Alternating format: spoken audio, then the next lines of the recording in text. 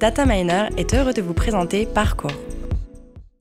Nous allons parler d'un secteur clé dans les entreprises, la sécurité de l'information et de ses réseaux. Et ce n'est pas souvent que nous recevons un expert en la matière, dont la carrière a quasi intégralement été dédiée à mettre au point des architectures de sécurité, des processus et des systèmes pour lutter contre les cybermenaces et assurer la sécurité des données. Après une longue période au sein de ministères, il est aujourd'hui Chief Information Security Officer pour la France, Monaco et le Maghreb de ce fameux réseau d'entreprises spécialisées dans des missions d'audit, d'expertise comptable et de conseil, PwC, PricewaterhouseCoopers. Michel Cazenave, bonjour.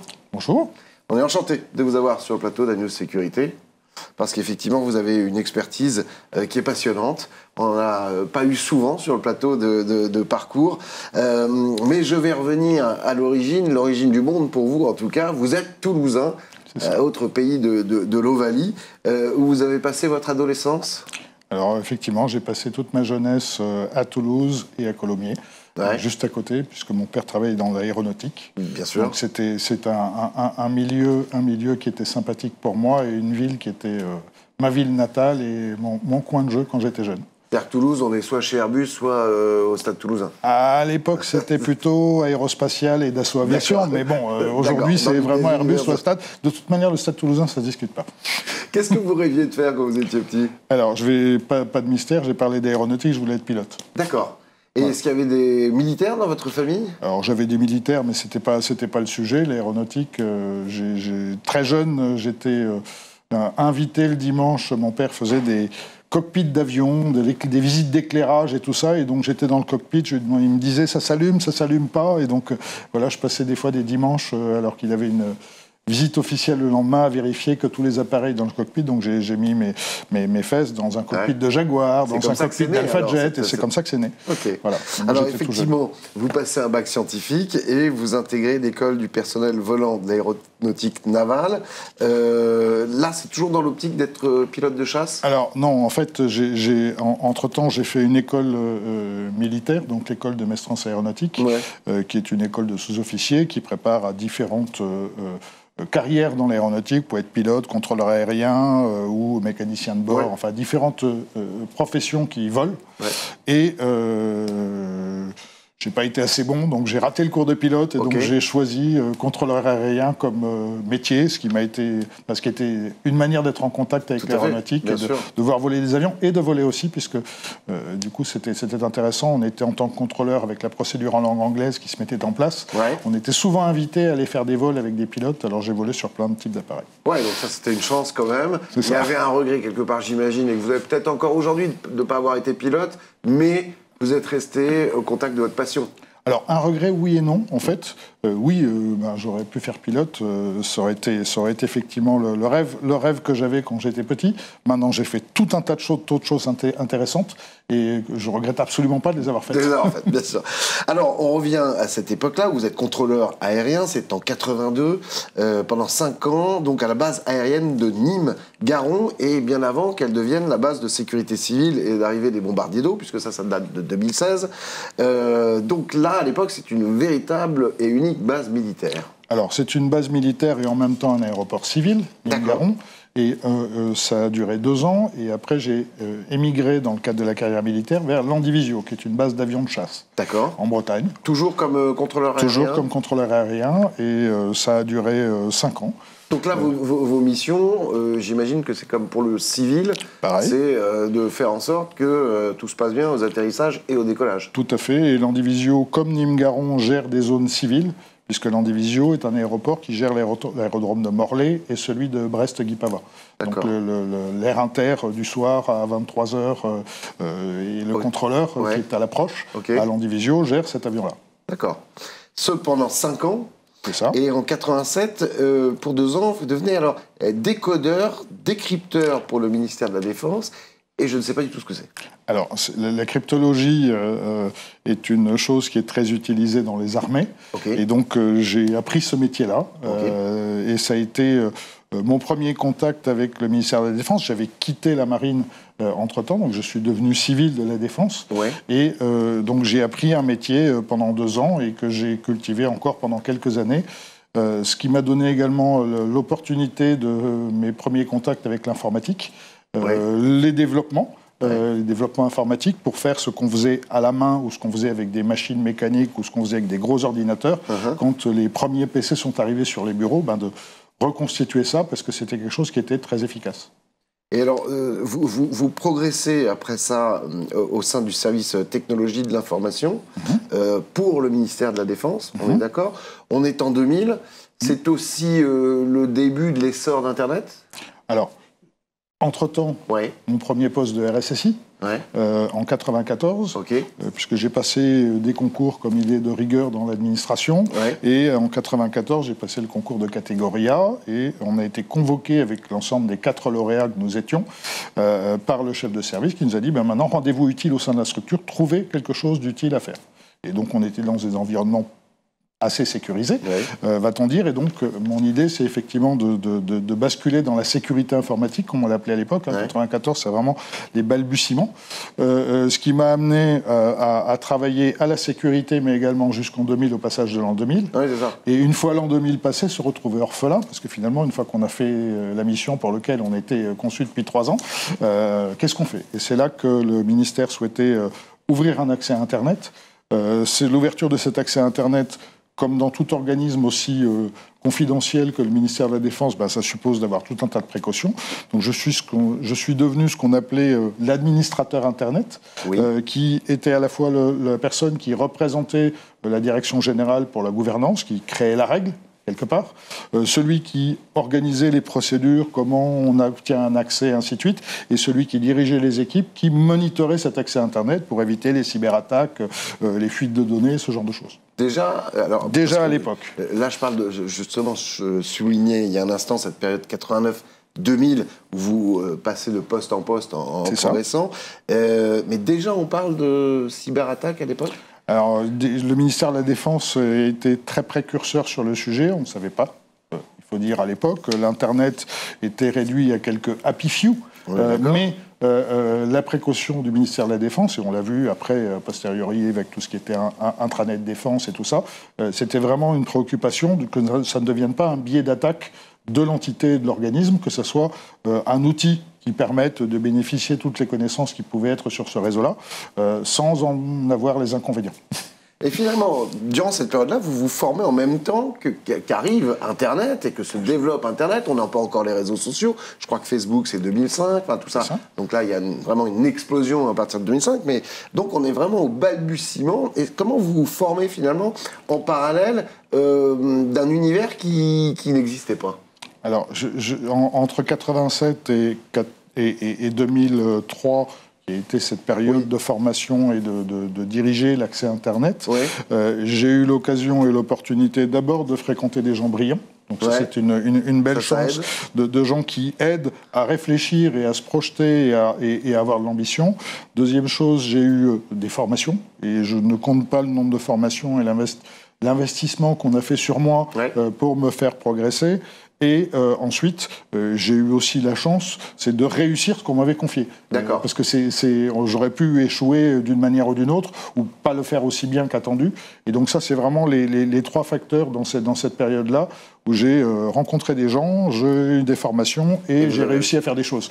Alors justement, si on devait citer une ou deux des plus grandes missions que vous avez réussies sur cette période-là, on est en 2000, 2000-2003, vous êtes chef du département Internet du ministère de la Défense. Le premier socle de l'État, le premier système de surveillance des journaux informatiques qu'on a développé, je dirais pas from scratch, en français dans le texte, mais il n'y avait rien, ça n'existait pas. Donc on a inventé les choses et on ne pouvait pas aller regarder chaque ligne une par une. Donc d'essayer d'avoir des tableaux de bord, des synthèses. Et je me suis rendu compte quelques années après que j'avais inventé, sans le savoir, les API, puisque j'avais des serveurs qui se répondaient les uns les autres et qui s'interrogeaient pour arriver à avoir une réponse qui était calculée plus vite. J'ai inventé les microservices. Certains de ces serveurs ne faisaient qu'une seule chose, mais le faisaient bien. Et quand on m'en a parlé presque 20 ans après, j'ai dit, tiens, j'en ai fait il y a... Non, c'est pas possible. Si. Ça existait. Est-ce que finalement, vous étiez parmi les premiers geeks, les premiers... Hein, on peut dire ça. Alors, je pense qu'il y avait plus geek que moi. Et dans l'idée, j'avais surtout une idée du but, de l'objectif à atteindre, et que j'ai eu la chance d'y arriver. Ouais. Voilà, c'était ça, mais c'est une période qui m'a bien plu, parce que c'est une période où j'ai construit beaucoup de choses.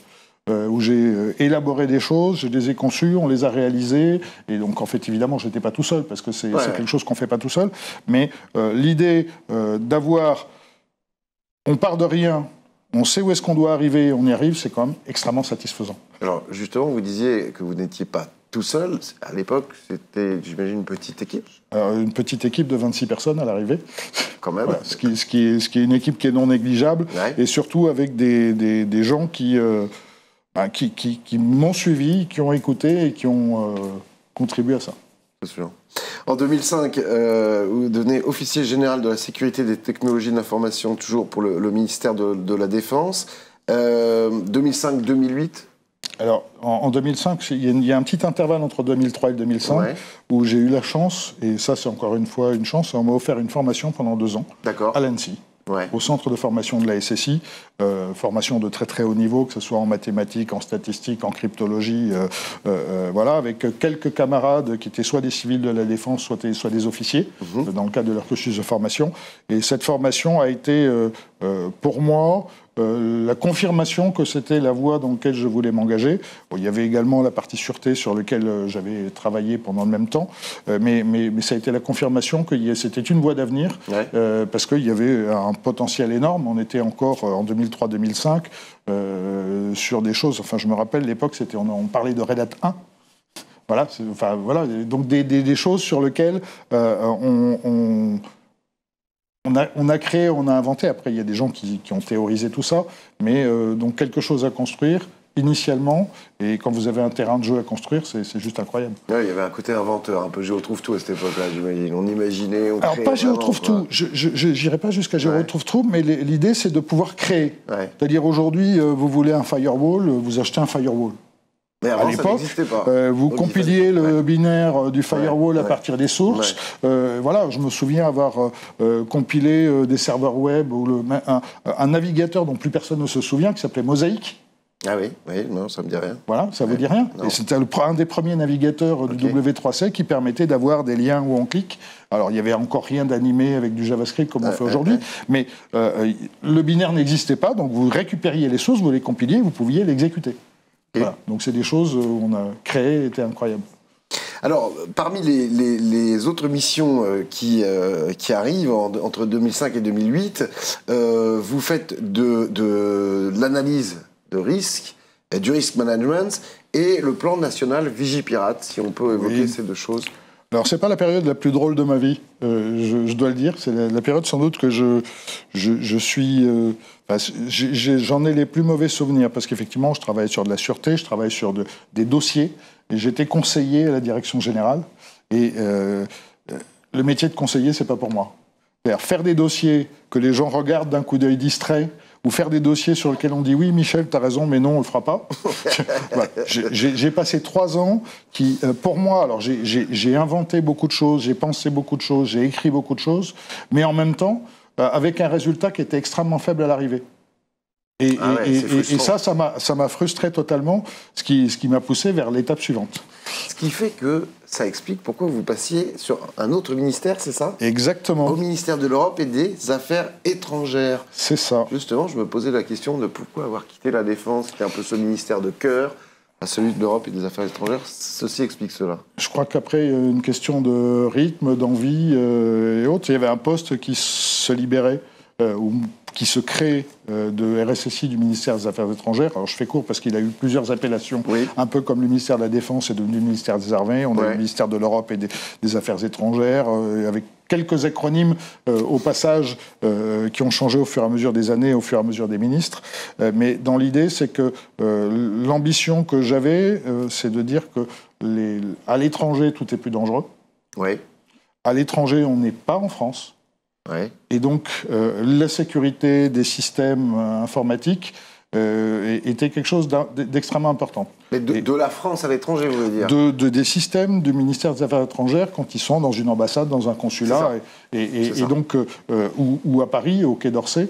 Donc ça, c'était vraiment une chose qui a été passionnante et qui, je dirais, m'a valu à la fois quelques belles récompenses et en même temps quelques coups de chaud. On va dire, parce que c'était très difficile, notamment tout l'ensemble du réseau diplomatique à l'étranger, qui est un réseau unique. L'homologation de ce réseau a été quelque chose d'extrêmement difficile, parce qu'il fallait atteindre un niveau de sécurité, compte tenu des informations qui étaient véhiculées sur ce réseau, qui était extrêmement élevé pour l'époque. Alors aujourd'hui, c'est encore plus élevé, mais aujourd'hui, on a encore plus de moyens. Donc on a inventé énormément de choses également avec mes collègues. Et mes collègues de l'époque, qui étaient pour certains des héritiers des chiffreurs des affaires étrangères. Oui. Alors les chiffreurs, c'était les gens qui étaient dans le secret à côté de l'ambassadeur, qui chiffraient les messages vers Paris, qui déchiffraient les messages. Et en fait, ce corps des chiffreurs s'est transformé en une vraie DSI. Et moi, j'ai vu cette transformation dans les 9 ans que j'ai passé au ministère des Affaires étrangères. Mmh. Et aujourd'hui, j'ai encore énormément de contacts avec mes collègues. D'ailleurs, en tant que directeur sûreté, quand je vais aux manifestations annuelles sur la sécurité des Français à l'étranger du centre de crise et de soutien, je retrouve avec plaisir mes collègues. D'ailleurs, je les revois dans quelques jours au mois de juin et on va se congratuler de comment ils ont évolué et comment j'ai évolué.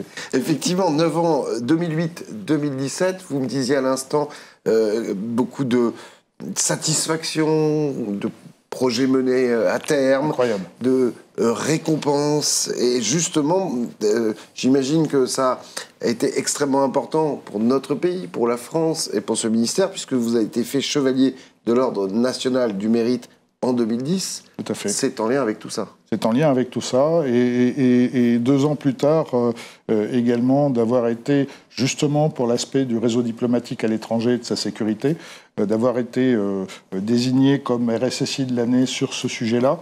C'est des récompenses qui sont importantes pour vous? C'est des récompenses qui sont incroyables. Quand vous vous donnez à 300% pour réussir un projet extrêmement difficile, avec toute une équipe projet, avec toute une DSI qui vous suit et avec un accompagnement de l'ensemble, quand vous êtes challengé par l'ANSSI, qui est l'Agence nationale de sécurité des systèmes d'information, pour savoir si vous êtes au bon niveau de sécurité. Quand vous arrivez à la commission d'homologation, que vous avez l'ensemble des ministères autour de la table et que chacun doit donner son avis sur l'approbation de cette homologation pour qu'on puisse effectivement arriver à traiter des informations de niveau de sensibilité très élevé, c'est franchement des moments incroyables. Et puis c'est le Quai d'Orsay ou Convention sont des lieux proprement incroyables dans lesquels j'ai vécu. Et je pense que ça laisse une trace énorme dans une personne d'avoir vécu dans ces lieux-là, avec ces collègues-là, d'avoir fait des voyages à l'étranger pour s'assurer que tout allait bien. C'est vraiment des choses j'ai des souvenirs plein la tête. Ça se voit dans vos yeux. En 2017, vous quittez les ministères, vous quittez le public pour le privé chez PwC. Pourquoi avoir pris cette décision? Je crois que c'est pareil, c'est un cycle. Vous étiez arrivé au bout de ce... Non, non pas que j'étais arrivé au bout, j'aurais pu encore continuer. Par contre, j'étais dans un mode de détachement aux affaires étrangères qui était un mode de détachement sur contrat. Et je ne me sens pas comme un mercenaire, j'ai vraiment besoin d'être dans le bateau, de m'identifier au bateau pour être celui qui le défend. Et du coup, j'ai été, on va dire, un peu déçu qu'on ne m'intègre pas comme un fonctionnaire des affaires étrangères, ce que je comprends parfaitement. Après, derrière, c'est le choix de la DRH de ne pas faire ça. Mais du coup, moi, j'avais un autre projet. Et donc, j'ai encore une fois eu de la chance, rencontré des personnes et je suis rentré chez PwC. Alors, vous êtes le chef régional de la sécurité de l'information pour la France, Monaco et le Maghreb, donc depuis 2017. Est-ce que finalement, votre job qui garde à peu près le même intitulé est le même dans le privé que dans le public ? Alors, le deal quand je suis arrivé chez PwC, c'est que j'avais la double compétence sécurité-sûreté. Oui. Donc ça, c'est le deal. J'avais il y avait deux prédécesseurs sur les deux fonctions, d'un côté sécurité, de l'autre côté sûreté. Et le deal, c'était effectivement de réunir ces deux équipes pour avoir une seule vision pour l'ensemble des pays, sachant que au-delà de ce qu'on fait chez PwC France et Maghreb, il y a toute une cohésion d'ensemble entre les différents cabinets membres, parce que le PwC, c'est une marque qui est mondialement connue, pour lequel la réputation est un des assets les plus importants, pour lequel donc la sécurité des données de ses clients, la qualité du service qu'on délivre est quelque chose qui est majeur. Et c'est vraiment quelque chose sur lequel, je dirais qu'à pratiquement tous les discours, que ce soit des discours prononcés par des gens de ce qu'on appelle le global, qui dirigent l'ensemble du réseau, que ce soit des discours locaux, en France, au Maghreb, tout est axé sur le fait qu'on doit atteindre l'excellence sur à la fois la sécurité et la qualité de nos services. Le Maghreb, c'est très grand. Monaco, c'est tout petit. Est-ce que c'est une différence quand même dans votre quotidien Pour moi, il n'y en a aucune. D'accord. Pour moi, il n'y en a aucune. Et pour le réseau PwC, il n'y en a aucune non plus. C'est-à-dire qu'il est attendu de chaque pays, que ce soit un pays qui soit grand comme un timbre-poste ou que ce soit un pays qui soit avec des dizaines de milliers de collaborateurs, que la qualité de nos services soit la même. Les outils sont les mêmes. L'utilisation de la marque PwC impose un certain nombre de contraintes et d'exigences qui s'appliquent à tous les cabinets. D'accord. Voilà. Est-ce que, j'imagine qu'au quotidien, vous entretenez des liens professionnels, bien sûr, avec les forces de sécurité publiques qui sont dédiées justement à la sécurité de l'info ? Alors, tout à fait. J'ai des relations avec l'ANSSI. J'ai des relations aussi avec des autorités plus sûreté, les commissariats de police des environnements des sites, avec les autorités, on va dire, régulatrices qui normalisent, par exemple, les professions régulées comme ceux des avocats, des commissaires aux comptes, avec un secret professionnel qui est très très important, avec l'ensemble des autorités au sein du réseau PwC, puisqu'il y a aussi ça, notamment la sécurité est organisée de manière homogène dans l'ensemble des cabinets au sein d'un réseau qu'on appelle Network Information Security. Et ce Network Information Security délivre des services que les cabinets utilisent, vérifie la conformité de ce qu'on fait, le niveau de sécurité qu'on atteint, par exemple en termes de gestion des vulnérabilités, en termes de couverture des outils de sécurité. Donc tout ça, il faut que tous les ans on démontre qu'on est aligné avec ce qu'on appelle nous nos network standards.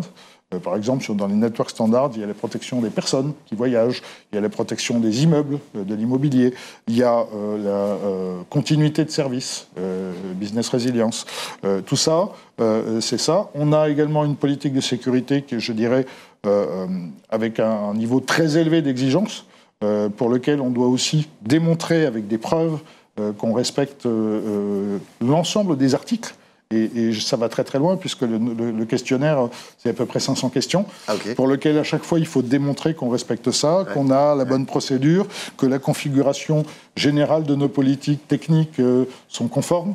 Donc c'est vraiment quelque chose qui va très très loin. Et l'objectif, c'est pas tellement de se satisfaire d'avoir le meilleur niveau de sécurité de la Terre, c'est surtout de pouvoir dire à nos clients qu'ils peuvent avoir confiance dans ce qu'on fait. Et ça, c'est majeur. Et c'est pour ça que la réputation et la confiance sont les deux recto verso de la même pièce. Si notre réputation est bonne et si on fait du bon travail, la confiance de nos clients est évidemment là. IA, ChatGPT ou autres nouvelles technologies, pour vous, quels sont les grands enjeux actuels en termes de sécurité de l'information ? Alors, j'avoue que pour l'instant, je n'ai pas encore réfléchi aux enjeux de sécurité en tant que tels. Déjà, il faut qu'on regarde ce qu'on peut en faire. Et c'est ce qu'on fait, puisque PwC s'oriente depuis 2 ans à peu près dans un programme qui s'appelle The New Equation. The New Equation, entre autres, c'est de la technologie pour supporter nos activités et des humains pour, on va dire, l'augmenter. Donc ça, c'est vraiment très important. Donc on commence à être créateur de produits, on commence à être créateur d'outils qu'on peut donner à nos clients dont ils peuvent se servir. Et d'ailleurs, on sera très prochainement à Vivatech pour justement montrer à quel point on a évolué. On n'est plus une firme qui fait uniquement des services, mais on est une firme qui propose justement ces produits pour nos clients. Et dans ce cadre-là, on réfléchit à la VR, à l'IA, enfin à toutes ces choses-là pour savoir, pour nos propres usages, est-ce qu'on peut employer, on recrute des consultants qui sont généralement sortis de grandes écoles, si c'est pour leur faire les petites mains, ça n'a aucun intérêt. Donc en quoi ça peut voilà. nous aider, donc en quoi on peut mettre de l'IA et de l'outillage pour faire les tâches répétitives, celles qui ne réclament pas d'intelligence, et bénéficier de la compétence et de l'intelligence des gens qu'on recrute. À 100% sûr. À 100%, et justement, enfin, ça fait partie de la directivité également. Si on vous recrute pour faire quelque chose qui est répétitif et fordien, forcément, c'est beaucoup moins bien que si on vous recrute pour faire preuve d'intelligence et de création.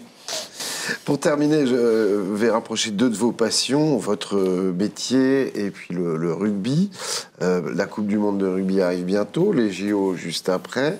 On sait que le nombre de cyberattaques visant les JO de Paris à l'été 2024 pourrait être multiplié par 8 ou 10 par rapport à ceux de Tokyo. Il y avait quand même eu à l'époque 450 millions d'attaques, déjà 8 fois plus qu'à Rio en 2016. Il y avait eu 4,4 milliards de menaces, soit 800 par seconde. J'aimerais avoir, pour conclure, votre avis d'expert. À quoi on peut s'attendre en termes de menaces cyber sur cette période-là et sur ces événements-là? J'ai presque une certitude. J'ai été le RSSI de la délégation française à la COP21. COP21, c'était un immense truc au Bourget, avec des centaines de milliers de personnes, avec un réseau commun, avec des délégations de tous les pays, sur le même réseau. Et donc, avec un niveau de sécurité requis pour la délégation qui était très important. L'ANSSI, qui pilotait généralement la sécurité, a indiqué qu'il y avait eu un nombre de cyberattaques incroyables. C'était pas la Coupe du Monde de rugby, c'était pas les Jeux Olympiques, c'était vraiment un événement qui était franco-français sur lequel, normalement, tous les pays s'accordaient. La preuve, il y a eu un accord à la fin. Quand on parle de la Coupe du Monde de rugby, quand on parle des Jeux Olympiques, d'ailleurs on est partenaire des Jeux Olympiques, on en est très fiers, on fait beaucoup de services à ce propos-là, ce qui est important de comprendre, c'est que ces événements sont des symboles. Et que donc, d'aucuns peuvent prendre ce symbole comme otage, cyberattaquer, alors avec toutes les conséquences qu'on pourrait imaginer, qui sont pas de possibilité de chronométrage de la finale du 100 mètres, par exemple. Scénario qui n'est pas absurde. Pas de possibilité de retransmettre en direct à la télévision dans l'écosystème. Donc il y a vraiment des scénarios de cyberattaque qui sont, je dirais, très très probables. Et après, j'ai aussi eu la chance, quand j'étais aux Affaires étrangères, de visiter à Pékin les gens qui avaient fait la sécurité. Donc c'était des gens d'Atos à l'époque, qui faisaient la sécurité des Jeux Olympiques de Pékin. Donc on parle de 2012, 13, 14, je ne sais plus, je ne me rappelle plus la période. Et ils nous avaient montré un peu le scénario et les séquences des cyberattaques, c'était juste incroyable. Et je crois très très volontiers que ça va être encore plus élevé. La France saura se défendre ? Je vois une hésitation quand même. Non, alors, l'hésitation, c'est je cherche la bonne phrase et la bonne manière de dire. La France saura se défendre. On a quand même des très gros talents en France en cybersécurité. Même si on n'est pas les plus gros vendeurs de matériel de cybersécurité, on a quand même des gens qui sont très très intelligents dans le sujet. On a une agence nationale qui a quand même un leadership européen et des vraies connaissances en support justement de ce genre d'événements. Je pense qu'on saura se défendre.